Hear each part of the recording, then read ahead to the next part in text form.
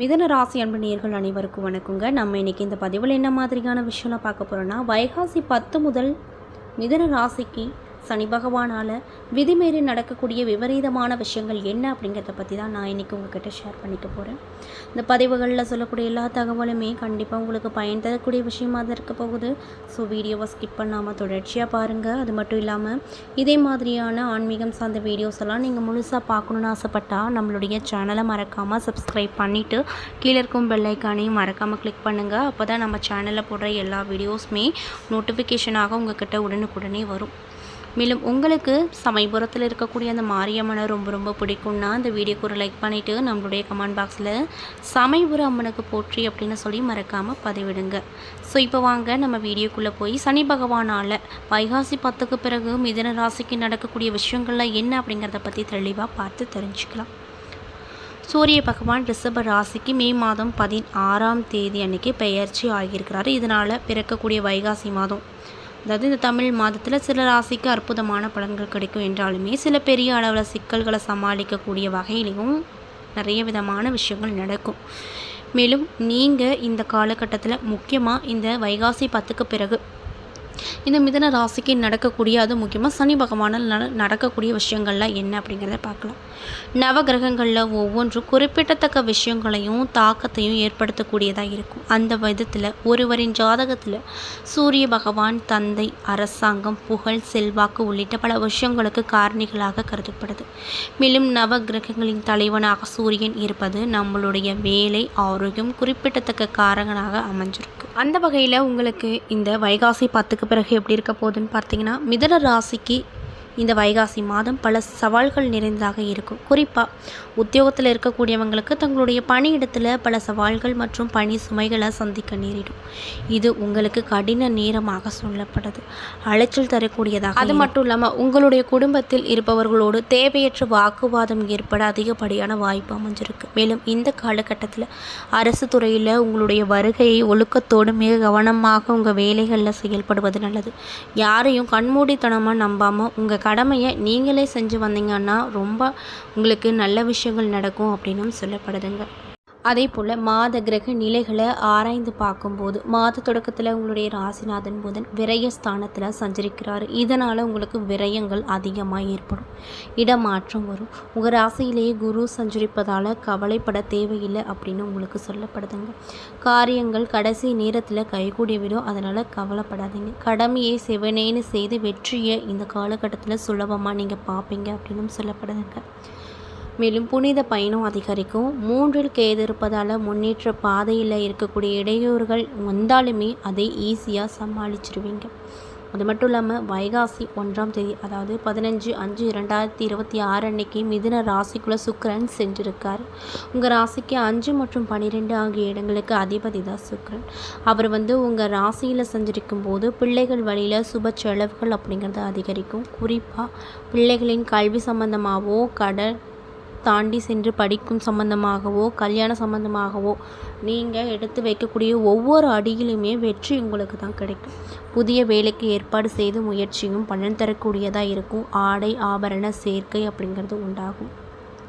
அது மட்டும் இல்லாமல் சமூக வேலையில் ஈடுபட்டு இருக்கக்கூடிய நபர்களுக்கு நன்மை தரக்கூடிய விஷயங்கள் நிறைய நடக்கும். அதன் விளைவாக பொது நலத்தில் இருப்பவங்களுக்கு புதிய பொறுப்புகளும் இந்த காலகட்டத்தில் கிடைக்கும். மேலும் வைகாசி 12, அதாவது 26/5/2026 அன்னைக்கு மிதுன ராசிக்குள்ளே புதன் செல்ல போகிறாரு.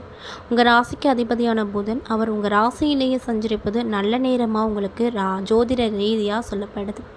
இதனால் உங்களுக்கு என்ன மாதிரியான மாற்றம் கிடைக்கும்னு பார்த்தீங்கன்னா, உடல்நலம் சீராக இருக்கும், உள்ளம் உற்சாகத்தோடு இயங்கும், கடமை கண்ணும் கருத்துமாக இருப்பீங்க, பணப்புழக்கம் அதிகரிக்கும், கடன் சுமை குறையும். தொழில் ஸ்தானாதிபதியில் குரு பகவான் உங்கள் ராசியிலேயே இருப்பதால் தொழிலில் முன்னேற்றங்கள் நிறைய கிடைக்கும்.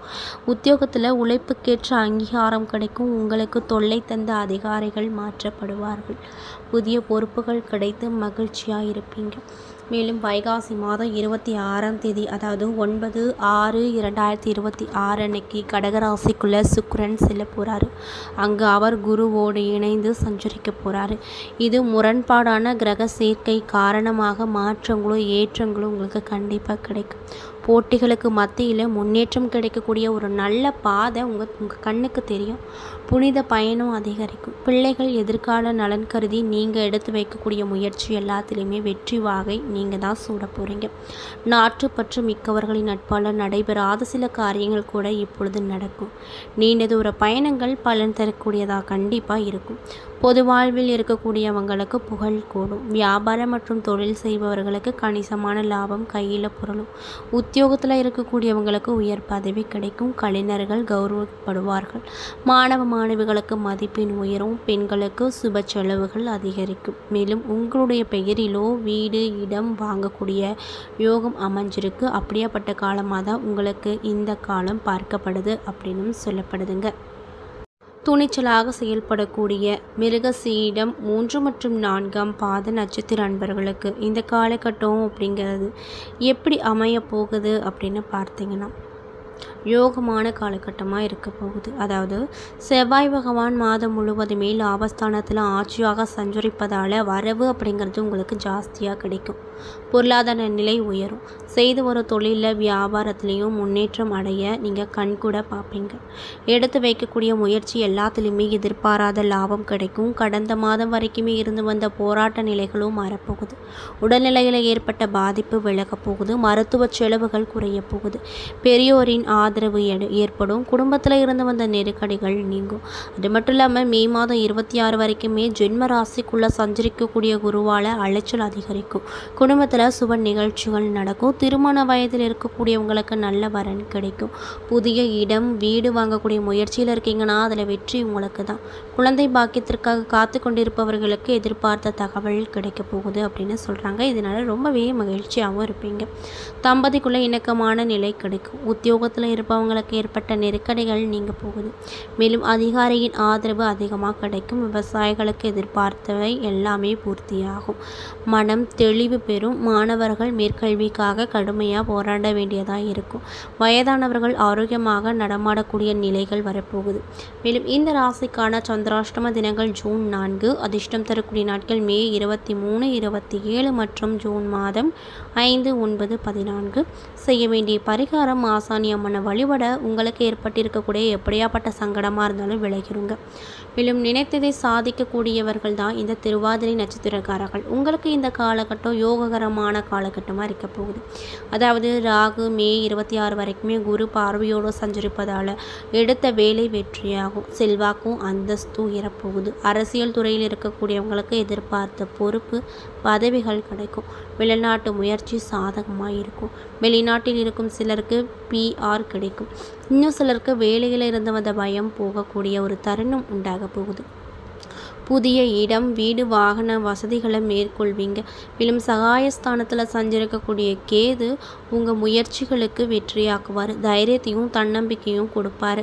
சகோதரர்கள் இடையே சிறு சிறு கசப்புகள் உண்டாகும் என்றாலுமே முடிந்தவரை நீங்கள் அனுசரித்து செல்வது நல்லது அப்படின்னு சொல்கிறாங்க.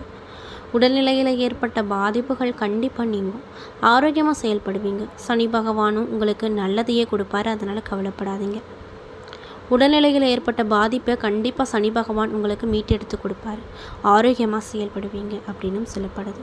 அது மட்டும் இல்லாமல் சனி பகவான் மே 26 முதல் குரு பார்வை கிடைப்பதால் வியாபாரம் மற்றும் தொழிலில் முன்னேற்றம் அடையும். உத்தியோகத்தில் இருக்கக்கூடியவங்களுக்கு ஏற்பட்ட பிரச்சனைகள் எல்லாம் முடிவுக்கு வரும். இன்னும் சிலருக்கு எதிர்பாராத மாற்றம் கிடைக்கும்.